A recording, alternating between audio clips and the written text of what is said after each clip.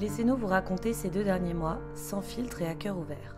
Il y a 3 ans, on se faisait une promesse avec Camille, partir ensemble en césure en Amérique latine. Il y a 1 an, on a découvert l'asso Impulso qui envoie des binômes en Amérique latine.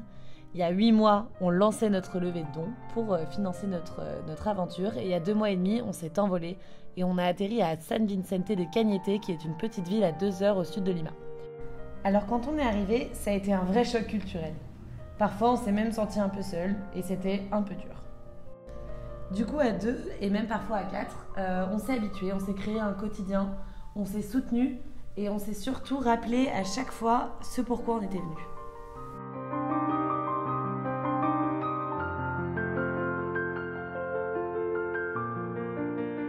Mais en fait, avec tout ça, on vous a même pas parlé de la Inclusiva.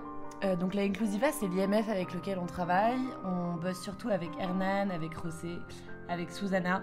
Et en fait, c'est très vite devenu nos copains. On a rencontré avec eux nos sociaux.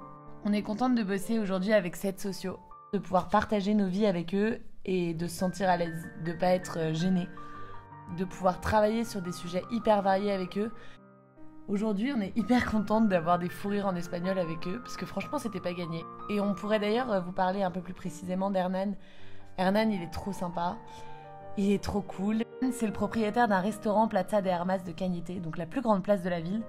Et il fait des plats trop bons, mais le problème, c'est qu'il n'arrive pas trop à mettre en valeur tout ce qu'il fait, parce que les restaurants se ressemblent beaucoup ici. Et donc, on a bossé avec lui depuis la première semaine. On a tout goûté. Ça, c'était la meilleure partie. Mais on a aussi refait sa stratégie de prix, sa stratégie de com.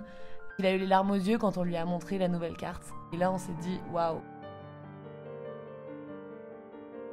On voulait pas citer Danny Boone, mais finalement, ça correspond quand même vachement bien à ce qu'on a ressenti. À Cañete, on pleure 2 fois. La première en arrivant et sûrement la deuxième en repartant.